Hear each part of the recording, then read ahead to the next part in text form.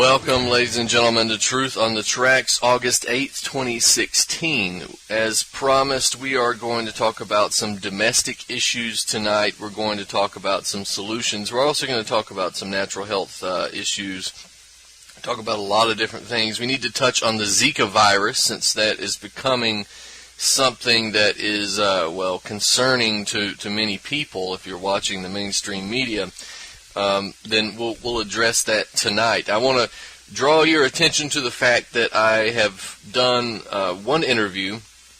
There's been somewhat of a hiatus on the interviews that I've been doing, but I did pop into Before the First Cup with Jules here on UCY, and that archive is, of course, on her page, but it's on my website, BrandonTurbeville.com, as well. And you can listen to it there on the YouTube recording or the MP3 player. So that's archived there. We talk about many of the subjects that I'll talk about tonight. Now, for those of you who are just joining us for the first time tonight, I'd like to encourage you to catch Truth on the Tracks every Monday night, 9 p.m. Eastern Standard Time. That's when the show is aired for the first time during the week. The show is being recorded the day before, of course, so if you're listening to this, the show was recorded yesterday, Sunday, August 7th. We do that in order to, to try to get as close to the air date as we can, but sometimes logistics prevent us from doing that. So if you're interested in my work, activistpost.com, naturalblaze.com, eraofwisdom.org, you can go check those out there. And also, if you're interested in my work specifically, then I highly encourage you to go to BrandonTurbeville.com. That is the website where I repost all of my articles, all of the YouTube videos, all of the relevant information there. The books are there. The contact information is there. The PDF version of 36 Reasons Hillary Clinton Should Never Be President. Actually, the full title is The Difference It Makes, 36 Reasons Why Hillary Clinton Should Never Be President. One of my books is available. You can buy that hard copy in the bookstore, or you can download the free PDF, and you can read it, you can share it, you can give it away, you can do whatever you like with it. So please do so. It's imperative that Hillary Clinton is never president. Of course, I should mention this is not an endorsement of Donald Trump. This is an attempt to prevent Hillary Clinton from being president. So we're not voting for Trump, but we're certainly not voting for Hillary. And there's a reason for that strategically, and perhaps we'll get a chance to look into that. Now, I want to draw your attention to the fact that a real New Deal for America, 43 points. This is the 43-point manifesto, I guess we should say, that I have been talking about for some time since it was posted. And the positions in the 43 points are not in total, right? These are a summary of points that I put out.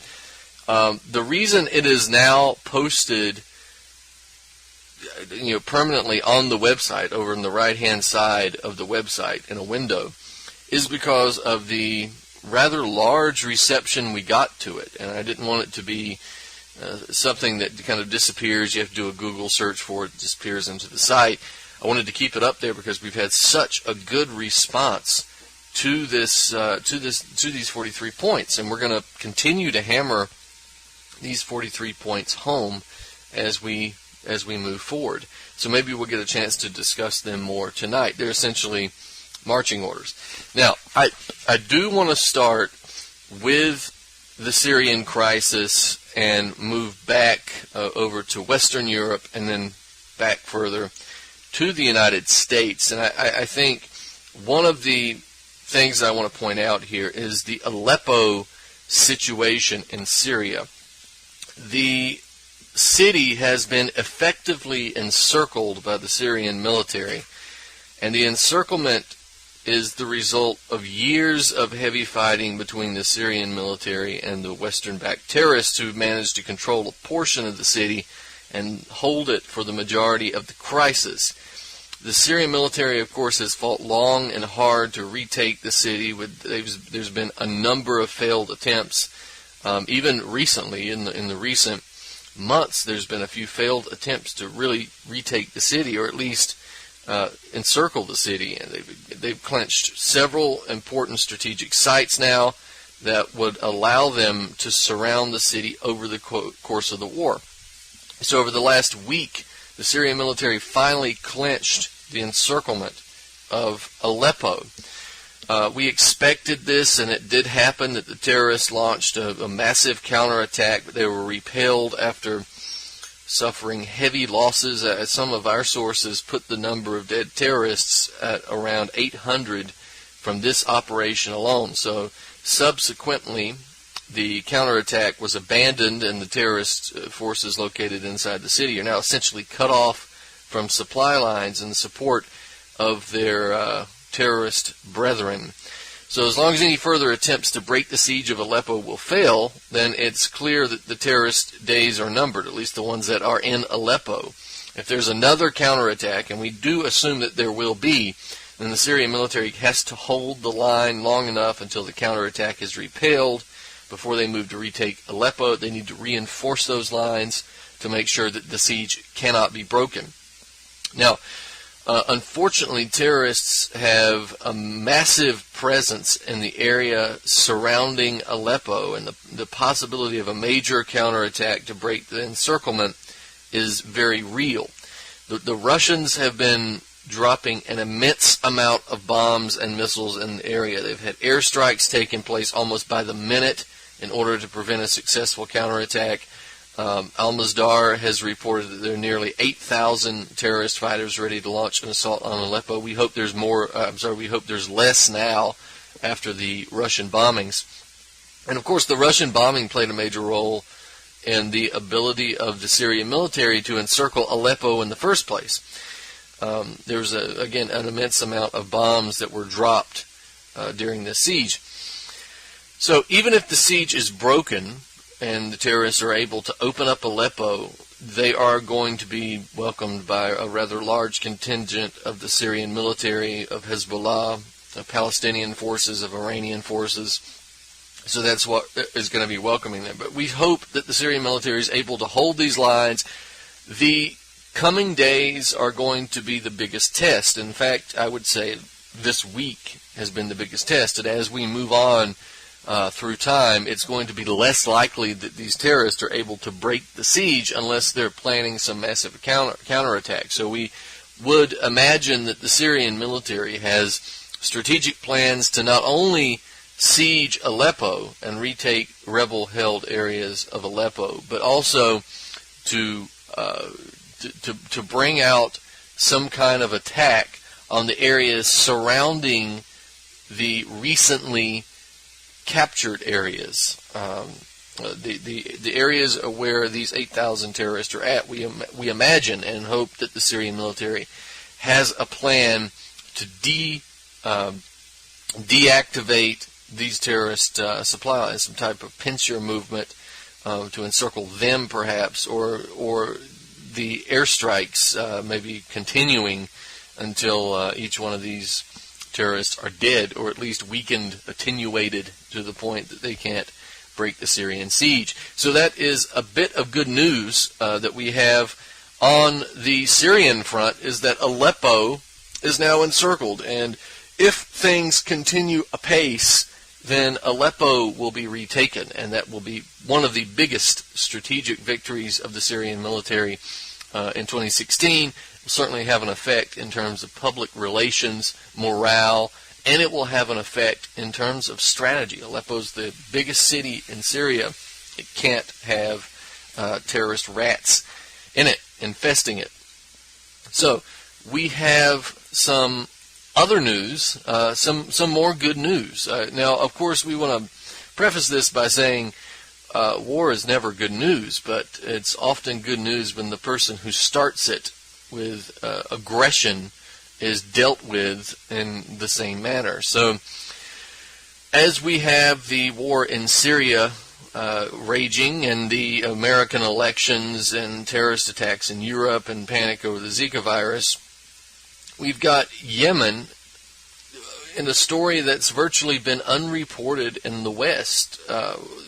despite the fact that the Saudi-led coalition has launched a full-on attack and invasion of Yemen, we've got this group of militiamen, essentially, who are poorly armed, poorly trained. They have successfully defeated the Saudis and the Qataris and the Emiratis, who are themselves backed by the United States in terms of intelligence and strategic assistance. But the Houthis have not only dealt a massive blow to coalition forces inside the country, but they've managed to inflict blows on the Saudis on their own territory. Now, we talked about part of this last week. There was a story that went virtually unreported in the West. The Houthis managed to wrest control of 3 Saudi military bases in Saudi Arabia's Jizan province, which is located near the border with Saudi Arabia and Yemen. And they did that in January of this year. You haven't heard virtually any Western media outlets report this story, except if you count BrandonTurbeville.com and Activist Post and so forth. So they've managed to invade Syria and capture 3 military bases. The bases, Jabal al-Dud, al-Aril, and Madba, all of them seized by Houthi forces and their allies, the Allied Popular Committees.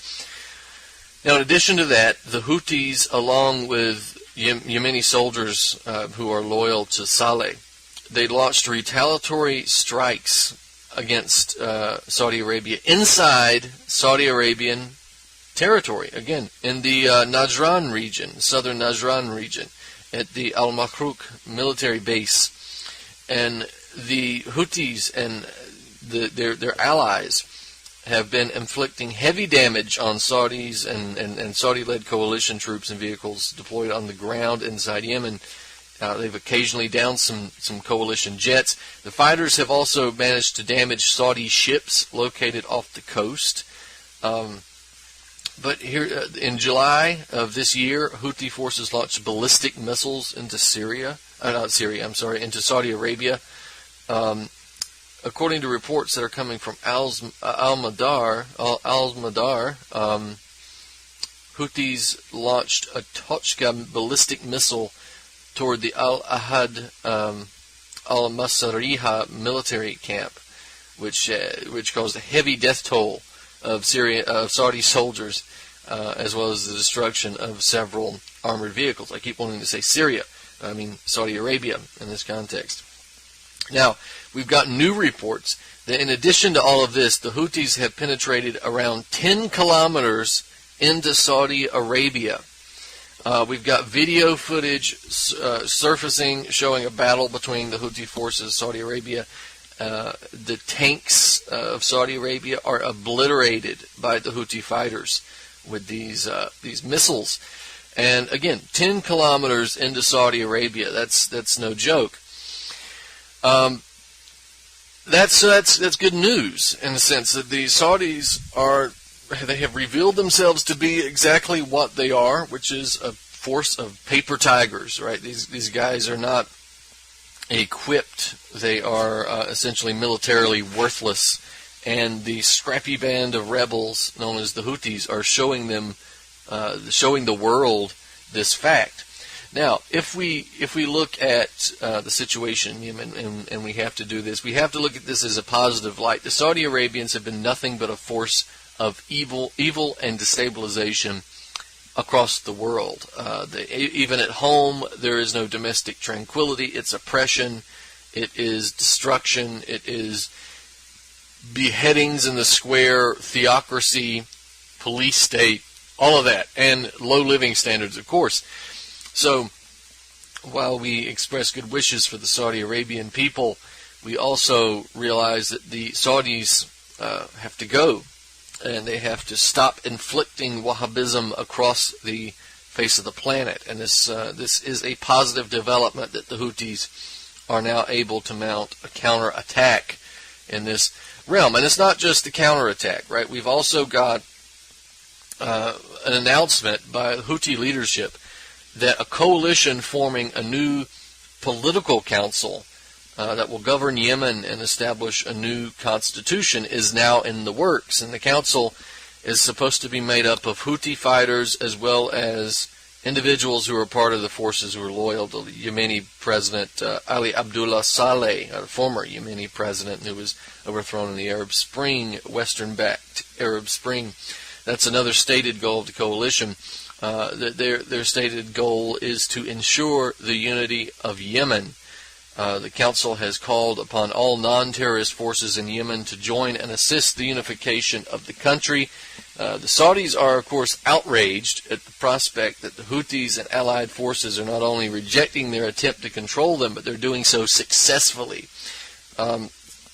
We had Saudi Arabia's Council of Ministers on Monday, or this past Monday, reiterating that the agreement between the Houthis and followers of ousted President Ali Abdullah Saleh to form a political council in Yemen is an obstacle to reach a political agreement to end the suffering of the Yemeni people. The cabinet also said that they considered it a flagrant violation of the resolutions of the Arab League, the Organization of Islamic Cooperation, and the United Nations Security Council Resolution 2216, as well as the Gulf Cooperation Council's initiative and its executive mechanism, and the outcome of comprehensive national dialogue. And of course, the chair of that session, which took place at Al Salam Palace in Jeddah, was Saudi Crown Prince Mohammed bin Naif. He's the Deputy Premier and Minister of Interior.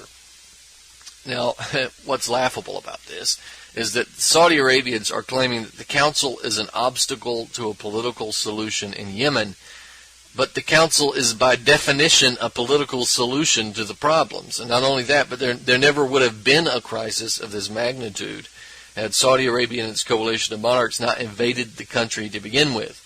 So I guess it should be clear to everybody that whenever one's enemy feels comfortable enough to announce the creation of a political process and a new governing structure that actively work toward that, it's often a sign that one's military campaign has failed. So it's time for the Saudi Arabians and their allies to cut their losses and withdraw from Yemen and leave Yemeni affairs to Yemenis. So we're in the way of solutions. What do we have as a solution for Yemen?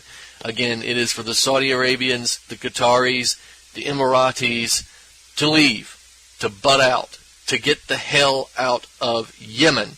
And as a result, the Yemenis can pull back from Saudi Arabian territory back into their own country. And again, the Saudi Arabians can get the hell out of Yemen. And the United States, for that matter, can butt out of Yemeni affairs. That's our solution. And of course, domestically, we would demand that the U.S. back off their destruction of Yemen, and of course demand that they engage in something like the Marshall Plan, basically an investment via a nationalized Federal Reserve for the rebuilding and the development of Yemen and Yemeni infrastructure, national government structure, and of course the development of civilian infrastructure, whether it's roads, whether it's transportation, and other forms, clean water, water salination, or water treatment, the water delivery, essentially, clean water systems that if they exist, they should be improved and modernized and even made to reflect the 21st century, and if they don't exist, to make them exist. Of course, this would apply to electricity, the internet, all sources and all services that are necessary, medical, you name it. That's what we want to see, an investment in the development and modernization of Yemen. Of course, I should note, doing this not in blatant capitalist corporate development that regards nothing but profit as worthy of investment, but of course something that puts people and the environment over profit. So we could do this. We could have development, we could have economy, we could have high living standards at the same time as treating the planet as it should be treated. So we don't have to do this with toxic mercury spills. We can do this and make sure that the environment is protected and kept clean as well. And we'll get into that with the 43 points. Now, we also want to mention, again, let me go back to Syria, and this is kind of the domestic shift here, because this will bring us back to the United States. There is much discussion now, at least in the alternative media, about how much Hillary Clinton knew about the funding of terrorism and how it's related to Benghazi. Now, we've got rumors and accusations and scandals. All of these things are surrounding the 2013 Benghazi incident, where we had a number of U.S. ambassadorial staff, as well as Ambassador Chris Stevens, who were murdered by the Islamic extremists. The question almost always arises now, how much was known about Stevens' mission of supporting terrorists in Syria, and who knew it? Well, the discussion of how Stevens was killed, why he was killed, or if anybody knew what was going to happen to Stevens before it happened, is not really in the scope of what we want to focus on for this discussion. But the question of whether or not it was known that Stevens was essentially working as a conduit between terrorists in Libya and those in Syria, as well as a facilitator of arms to those terrorists in Syria, is well worth mentioning. Indeed, it's important to note that documents obtained by Judicial Watch from the Department of Defense and Department of State reveal that the Obama administration, as well as the State Department, meaning the Secretary of State Hillary Clinton, were all well aware of the fact that weapons were being shipped to terrorists in Syria via Benghazi, Libya. And we have one document which was obtained from the Department of Defense, more specifically the Defense Intelligence Agency, dated October 2012. It stated clearly that not only were weapons being shipped to Syria, but that the shipments themselves were being monitored. Now, I'm going to read part of the documents, and you can determine for yourself what this means. We'll discuss it afterwards. Weapons from the former Libyan military stockpiles were shipped from the port of Benghazi, Libya, to the port of Banyas and the port of Borj Islam, Syria. The weapons shipped during late August 2012 were sniper rifles, RPGs, and 125mm and 155mm howitzers missiles. During the immediate aftermath of and following the uncertainty caused by the downfall of the Gaddafi regime in October 2011 and up until early September 2012, the weapons from the former Libya military stockpiles located in Benghazi, Libya, were shipped from the port of Benghazi, Libya, to the ports of Banyas and the port of Borj Islam, Syria. The Syrian ports were chosen due to the small amount of cargo traffic transiting these ports. The ships used to transport the weapons were medium-sized and able to hold 10 or less shipping containers of cargo. The weapons shipped from Syria during late August 2012 were sniper rifles, RPGs, 125, 155mm howitzer missiles. The numbers for each weapons were estimated to be 500 sniper rifles, 100 RPG launchers, 300 total rounds, and approximately 400 howitzer missiles, 200 each, 125, and 200 each, 155mm. So that is the document. Now, in 2016, the documents might not be considered bombshell information, and many alternative researchers and writers such as myself were condemned as tinfoil hat-wearing conspiracy theorists in 2012 for suggesting that the State Department and the Obama administration were complicit in and facilitating the arming of terrorists in Syria. But now that cannot be argued. In addition to that, the documents are a direct contradiction to the testimony of a number of American officials, including the cackling witch herself, Hillary Clinton, who claimed in sworn public testimony that the U.S. had no role in the arming and funding and support of Syrian terrorists early on in the Syrian crisis. Clinton herself claimed she had no knowledge of any program like this when she was questioned by Rand Paul at a congressional hearing back in 2013. And I wish I could play the interview for you, but essentially this is Rand Paul says, It has been in the news that ships have been leaving from Libya and they might have weapons. What I would like to know is the annex that was close by in Benghazi. Were they involved with procuring, buying, selling, obtaining weapons, and were any of these weapons being transferred to other countries, to any countries, Turkey included? Hillary Clinton responds, Senator, you'll have to direct that question to the agency that ran the annex. I will see what information is available. Rand Paul, you're saying you don't know. Hillary Clinton, I do not know. I don't have any information on that.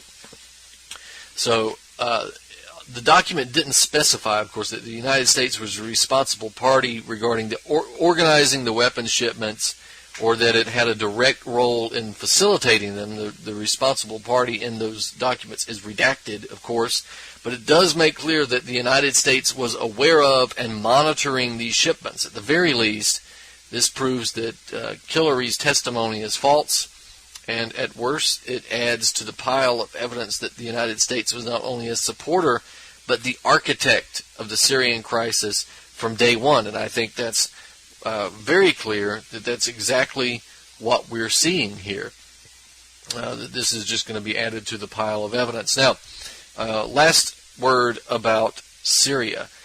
I want to mention John McCain. Right, in 3.5 decades, the United States has come full circle in terms of its at least publicly stated strategy overseas. From the late 1970s, when the U.S. armed the Mujahideen rebels to draw in and fight the Soviets in Afghanistan, to 2016, when the U.S. but the U.S. is continuing to give Syrian, a.k.a. rebels, a.k.a. moderate terrorists, Tau missiles to shoot down Russian aircraft over Syria. The U.S. and Russia are now engaged in a proxy war, at least this time entirely at the impetus of the United States and its allies. And, of course, the people of the target nation are going to pay the ultimate price of this proxy war. Now, we recently had a Russian Mi-8 helicopter being shot down over Syria in the Idlib region, and the helicopter and its crew were on a humanitarian mission, even according to the pro-terrorist Syrian Observatory for Human Rights. Even the SOHR couldn't argue that they weren't on a humanitarian mission. Western media outlets and think tanks are, of course, attempting to claim that the helicopter was on a combat mission, but nobody outside of NATO countries believes this. Nobody outside of NATO countries even gives this the time of day. These pro-war analysts produce evidence that's scant at best, just absolute deceit at worst. But it was a U.S. missile that brought down the helicopter, and that's been reported by the Japan Times being a Tau missile that was provided to these moderate terrorists by the United States. And these Tau missiles, of course, were supposed to be provided only to moderate terrorists who had been vetted by the U.S. State Department and kept out of the hands of extremists. Remember, we discussed part of this last week. But as myself and the New York Times have reported since the very beginning of the crisis, there was never anything resembling a moderate fighting in Syria. Indeed, the vetting process has revealed that the United States has not only armed but given Tau missiles to groups that are as bad, if not worse, than ISIS itself. For instance, the terrorist group Nur al-Din al-Zengi, or Zenki, however you want to say it, they recently beheaded a child. We covered that on the website and on this show. They did this on camera. That was actually considered a moderate vetted group. And John McCain, who's presumably pleased at the fact that this dream of his 80s is beginning to be repeated. Remember, McCain told Fox News, this is a quote, "I might do what we did in Afghanistan many years ago to give those guys the ability to shoot down those planes. That equipment is available." And then, of course, the Fox News host says, ask him who he meant to give the missiles to, and he says, the Free Syrian Army, just like the Afghans shot down the Russians. McCain, of course, has long been a vocal supporter of terrorism in Syria and in Libya and beyond. He's supported virtually every war to cross his path during his tenure as senator, and he's actively covered up and stonewalled evidence that pointed to the possibility that American prisoners of war were still in Vietnam long after the war was over. Nevertheless, the United States is now finding itself publicly admitting to funding terrorists and terrorism, as well as attempting to represent these terrorists as freedom fighters. The major difference this time around is twofold. First, the alternative media, to our credit, has provided a significant roadblock to the impunity with the United States government has acted in Syria by the deconstruction and competition that we've provided with the State Department's narratives. We've actually had a relatively moderate effect on the way that the Syrian war is being presented now, as opposed to the way it was being presented before, and that is a good thing. We need to continue to fight those narratives. Second, Russia is no longer an empire in decline. Back in the late 1970s, the Soviet Union was a superpower, but it was one who was rapidly declining.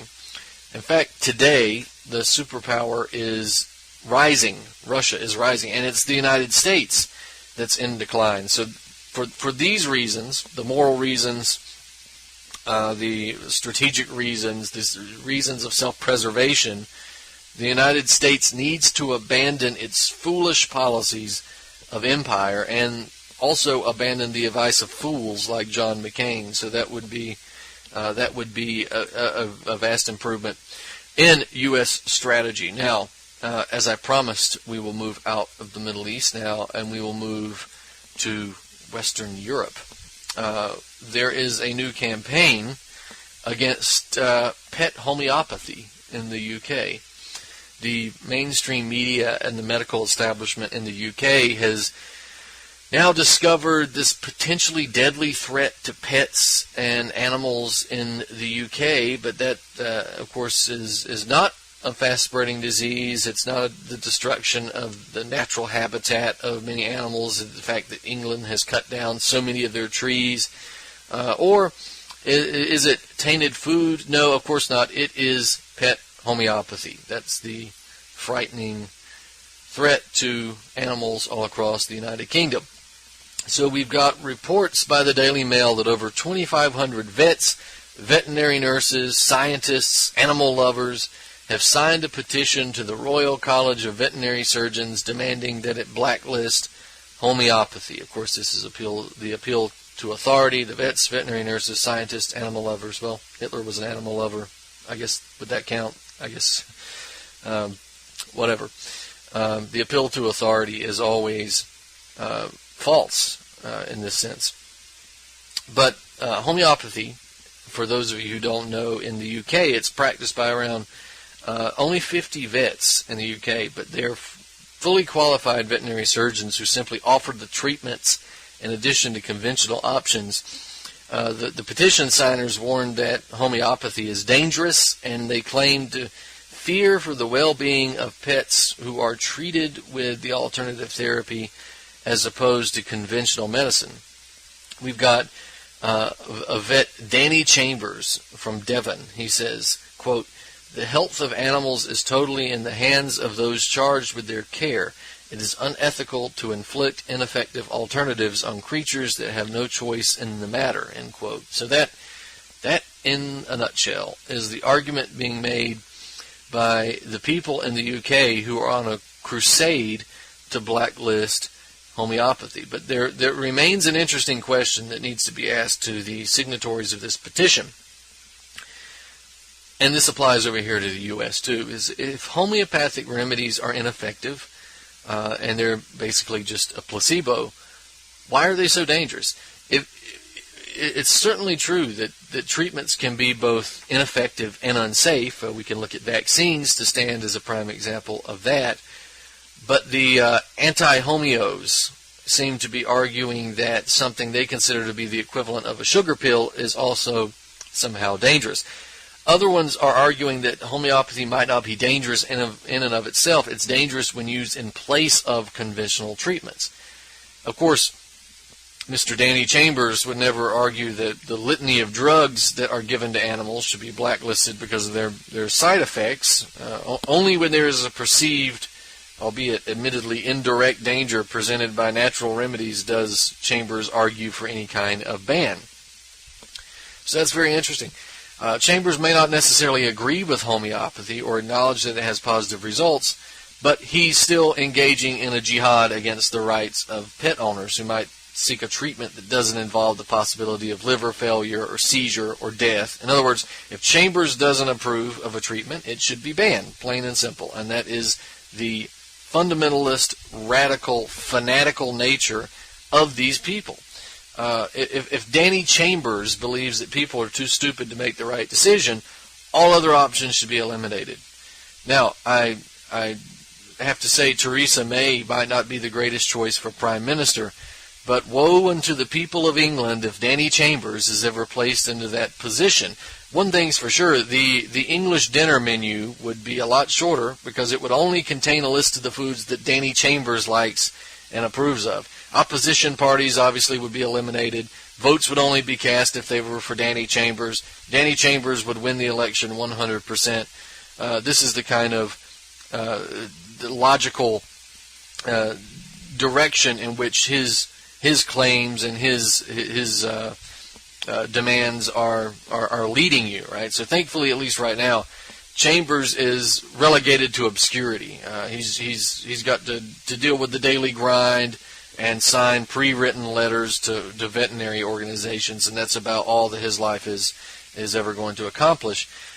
But what is interesting about Chambers' argument regarding the ethics of inflicting ineffective alternatives on animals that have no choice in the matter is that he doesn't apply this logic to horse-drawn carriages, to circus animals, or to animal test subjects. Where are his letters to those organizations? It's a vast difference between treating an animal with a therapeutic method that's ineffective at worst and then torturing them until they perform tricks or produce a biological response for your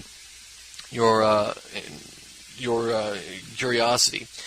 So the answer to that question, of course, we should say that to Chambers, Danny Chambers, that homeopathy is the equivalent of animal cruelty. But again, he says nothing about the instances of real animal cruelty mentioned above. Horses don't come into the world dreaming of the day they drag some drunken and fat sightseer slowly through the streets of London filled with traffic and pollution. No dog wakes up in the morning feeling unfulfilled that his scientific career is not being realized because he's not having chemicals dropped into his eyes as he is restrained. Are we to assume that Chambers truly believes this is an animal's choice, or are we to believe that his concern for animals is simply selective and based on his pocketbook more than anything else? And the answer to that question is relatively clear. But obviously this alleged concern for animals is not only selective, but it's just the latest attack on natural medicines and individual choice in a long campaign by pharmaceutical and medical industrial corporations that are dragging their media outlets along behind them. So speaking of natural supplements, I want to draw your attention to this article that is on BrandonTurbeville.com regarding echinacea. Now, might not be the most pressing issue. The listeners might be wondering why I'm bringing this up, but we are now, myself and Heather Callahan of Natural Blaze, are putting out a series of articles. Now, it's not guaranteed that these articles will be coming out every week or every month, but they will be coming out. We're not putting ourselves on any time scale here, but it's going to be focused on individual natural health supplements and what they can do in terms of what they can prevent, what they can help treat, and so forth. And of course, I should probably protect myself by saying I'm not a doctor, and if you have any questions, go check with your doctor and see if your doctor gives you permission to consume a natural supplement, or you couldn't, or just go research it yourself and make your own decision. That's what I would encourage you to do. Of course, check with your doctor. They have their place. Medical doctors have their place. Naturopaths have their place. I I have always argued for a balance in that sense, but I don't like the idea. The medical profession, of course, is so closely connected with the police and law enforcement professions now that I think the massive ego that's often found in the medical profession is now mixing with the authoritarianism of the law enforcement profession, and now it's getting it's too much, right? So these are supplements that could help you with many different things, and this is not the typical alternative media natural health website stuff, right? This is not going to be, echinacea cures cancer and Ebola and, all these types of blood spurting diseases. Just go to the store, buy some echinacea, and you'll be fine. There is, on the other side, a lot of disinformation, quite frankly, and it can be dangerous to people who don't have the right information. So again, don't just go to a natural health website and believe everything that you see there. Don't believe the medical doctors on everything, and don't believe the natural doctors on everything, or the natural websites on everything. Go do your own research, and that's what we're trying to provide, is the ability for you to do that in a much easier fashion. So basically, the article, Echinacea helps with anxiety and these 22 other issues.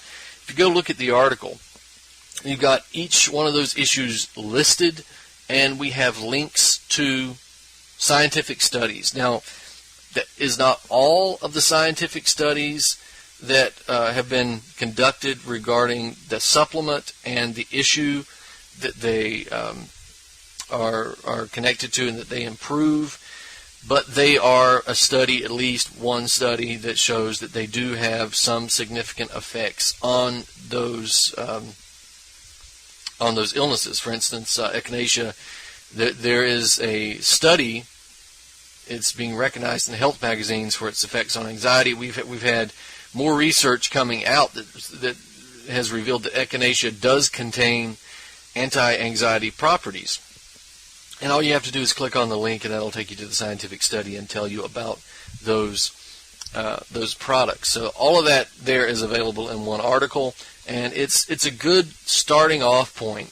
If you're interested in a supplement, you think it might help with a specific issue, then simply go to the article and check it out and see if you see any evidence for it. And that's a good jumping off point for you to go take a look and see what the research-based evidence that this is successful. Now, there's some other things that it might be successful with that don't necessarily have much study or any evidence, and that's listed in a separate area in the article. So please check that out. I encourage everybody to start taking control of their own health.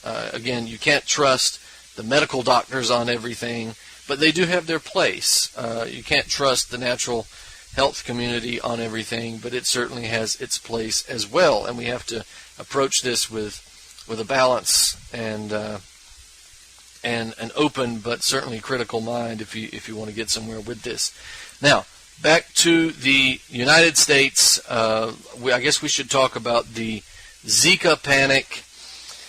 We have state and local officials in Florida going door to door asking residents for urine samples and other information as a result of the alleged local transmission of the Zika virus. According to CNN, this may have increased since I wrote the article about it, but I haven't gone back to look it up since August 1st. I do believe they're saying there's been other transmission.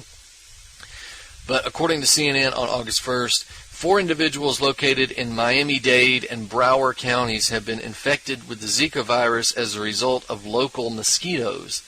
And these are the first known cases of Zika transmission by mosquitoes in the continental U.S. So there's no treatment or vaccine for Zika virus, and the officials believe that the transmission is confined to a single zip code. An area north of downtown Miami, despite the fact that there have been 386 cases of Zika in Florida. The mainstream media and the health officials are treating this new transmission as a cause for potential panic. It's also possible that somebody could have Zika without actually knowing, Around 80% of the people who have the virus don't show any symptoms at all. For the other 20%, those symptoms can include, get this, joint pain, red eyes, rash, fever, which can last from a few days to a week. Ladies and gentlemen, this is not Ebola. This is not the stand. All right, this is essentially the flu at worst, bad allergies at best. At best, you don't even know you have it. But this sounds like, if you show symptoms, it feels like allergies to the flu. It's not the type of disease that mass martial law and quarantine and the police state should be involved in. I wouldn't argue for that in any event, but this certainly is not something calling for all the panic. If the officials in Florida are really concerned about the spread of Zika, they would attack the virus at its greatest weakness, which is high living standards, and we'll get to that. We'll get to that in a minute. But I want to break down some of the history of this. Right, as Zika went from its first discovered case back in 1947 and a few sporadic appearances up until last year, the virus is now an outbreak stage, as the World Health officials are concerned that it might become a pandemic. I think it is now officially a pandemic, I believe, but don't quote me on that specifically. World Health researchers are claiming to be perplexed as to the beginning of this virus, or at least the sudden appearance and rapid spread of it starting in 2015. There have been articles that have discussed this connection before. I've done these articles back in 2011 regarding the mosquitoes, the types of mosquitoes. Oxitec first unveiled a large-scale genetically modified mosquito farm in Brazil in July 2012, and their goal was reducing the incidence of dengue fever. And dengue fever is spread by the same type of mosquitoes, Aedes aegypti, and the same mosquitoes that spread the Zika virus. And they can't fly more than 400 meters. The World Health Organization says it may inadvertently be transported to humans from one place, or by humans to one place to the other. And in July 2015, shortly after the genetically modified mosquitoes were first released into the wild in Juazeiro, Brazil, Oxitec announced that they had successfully controlled the Aedes aegypti mosquito that spreads dengue fever, chikungunya, and Zika virus by reducing the target population by more than 90%. Now, that sounds like success, but there's another possibility to consider. There's the possibility that the effects of this program could have backfired. The mosquitoes that were released by Oxitec, these are OX513A, these were genetically engineered to need the presence of tetracycline in order to survive maturity. Outside the presence of tetracycline, they die. The idea behind the GM mosquitoes was they would be released into the wild, and they would mate with the natural female mosquitoes because only the males were modified. And the offspring that result are also supposed to die without the presence of tetracycline in their system. The GM mosquito program was introduced under the guise of controlling disease-carrying mosquito populations to reduce the amount of diseases in humans that were spread by mosquitoes, obviously. So there's a massive problem with this program, and most notably is the fact that the presence of tetracycline in the environment is not as rare as you might suspect, particularly in places like Brazil.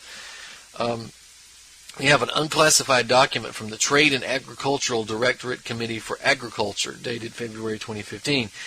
Brazil is the third largest in global antimicrobial consumption in food animal production, meaning that Brazil is third in the world for the use of tetracycline in food animals.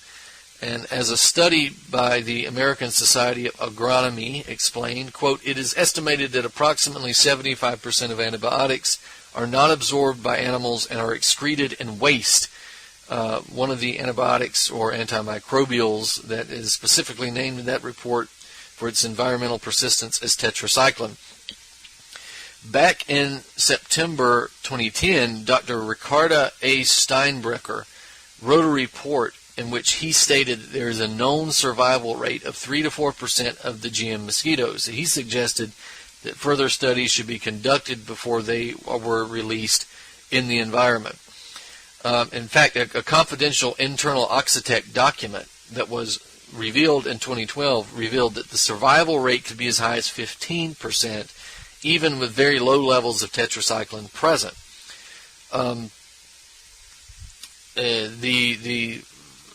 Even small amount, this is what it says, even small amounts of tetracycline can repress the engineered lethality. And then they describe the 15% survival rate. They say, quote, after a lot of testing and comparing experimental design, it was found that researchers had used a cat food to feed the OX513A larva, and this cat food contained chicken. It is known that tetracycline is routinely used to prevent infections in chickens, especially in the cheap mass-produced chicken used for animal food. The chicken is heat-treated before being used, but this does not remove all the tetracycline. This means that a small amount of tetracycline was being added from the food to the larva and repressing the designed lethal system, end quote. So, even absent the tetracycline, the doctor I mentioned above, Ricarda A. Steinbrecher, explained a subpopulation of genetically modified Aedes mosquitoes could theoretically develop and thrive in theory, capable of surviving and flourishing despite any further releases of pure GM mosquitoes which still have that gene intact. She added the effectiveness of the system also depends on the genetically designed late onset of lethality. If the time of onset is altered due to environmental conditions, then a 3 to 4% survival rate represents a much bigger problem. Okay, so there's even more problems with the process of releasing GM mosquitoes into the environment. And we have another risk associated with the Oxitec experiment is the potential for the release of genetically engineered biting females into the environment. Since female mosquitoes are the mosquitoes which bite humans, Oxitec is claiming that its GE mosquito population is sort of, that it's all male, but the method that they're using by which the mosquitoes are being sorted, the potential for a release of female mosquitoes is very real. We have Eric Hoffman saying, quote, the sorting is conducted by hand and could result in up to 0.5% of the released insects being female. This would raise new health concerns as people could be hit by GE mosquitoes. It could also hamper efforts to limit the spread of dengue fever, end quote. So, it should be noted also that the eradicating of the Aedes aegypti type of mosquito might leave the area open to invasion by other species of mosquito. Remember, when you do things like this in the environment, it also often has unforeseen but tragic effects. The Asian tiger mosquito, for instance, considered one of the most invasive species in the world, is known to be a carrier of both dengue fever and West Nile virus. And what would be the result of an Asian tiger mosquito invasion into South Florida? An eradication of Aedes aegypti might well provide us with the answer. Now, while many people might be concerned about the spread of the Zika virus from places like Africa and Brazil to the Western world and beyond, or that the virus will become an epidemic in the places it currently is at, many Americans might be surprised to learn that the GM mosquitoes are slated to be released inside the United States. In December 2011, I wrote an article entitled Releasing Genetically Engineered Mosquitoes Poses Unknown Risk to Florida, where I documented the Oxitec plans to release 5,000 to 10,000 GM mosquitoes near the Florida Keys. This program was presented to the public under the guise of an attempt to eradicate dengue fever, and it's still awaiting approval from regulatory agencies despite widespread opposition from the public. So if it's true that there's a link between the GM mosquitoes and Zika virus, then Florida might soon be covered in ticking time bombs over its swamps, waiting to provide us yet with another public health emergency. So the program itself, in the time that I've got, I want to go over some of this, is older than that. In 2009, also under the guise of preventing the spread of dengue fever, GM mosquitoes were released by Oxitec in the Cayman Islands. In fact, it is this release that has many people questioning whether or not the GM mosquitoes actually have a link to increased rates of dengue fever. After all, shortly after the release of the GM mosquitoes in the Caymans, cases of dengue fever in Florida doubled. Is it really a coincidence that cases of dengue fever increased shortly after millions of mosquitoes capable of carrying the fever were released miles away in the Cayman Islands? Now, dengue fever had been eradicated in terms of naturally occurring outbreaks in the United States. Cases that were research-related and laboratory-generated have occurred here for many years. In fact, this is because the dengue fever has been of particular interest to the United States government, U.S. Army, and the CIA since at least the middle part of the 20th century. There's a great deal of evidence suggesting that the biochemical research facilities at Fort Detrick were conducting tests on dengue fever as a bioweapon as far back as 1942. It's generally known that in the 1950s, the CIA partnered with Fort Detrick to study dengue fever and other exotic diseases for use as biological weapons, and that is, again, it's generally known out there in the public view. According to the CIA documents, as well as a 1975 congressional committee, the three locations of Key West, Panama City, and Avon Park, two other locations in Central Florida, were testing sites for dengue research and dengue fever research. As it is generally the case, of course, the experiments at Avon Park were concentrated in low-income areas. These are predominantly black areas, projects.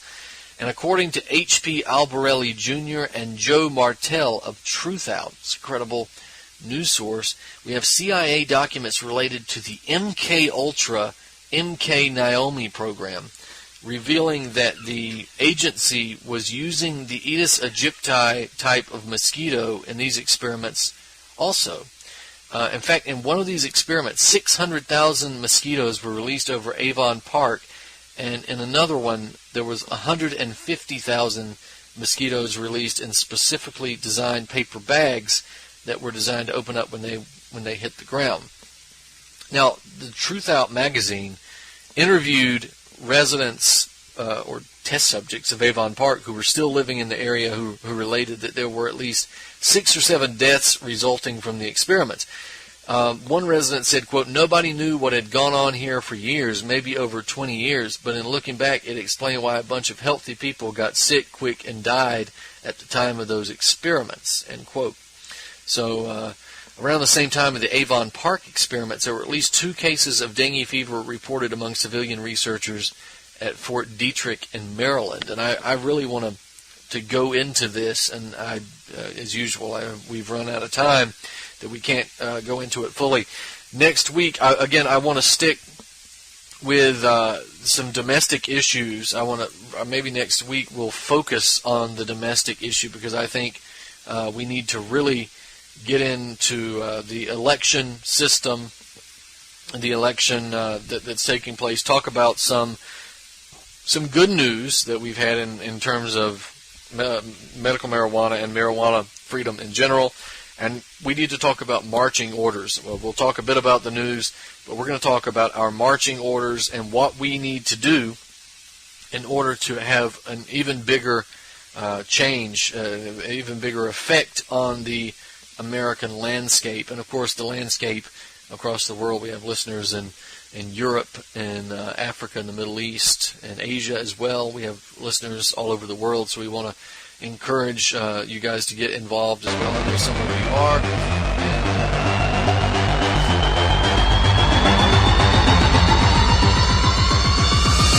This is Ozzy Skateboard, and you're listening to UCY.TV.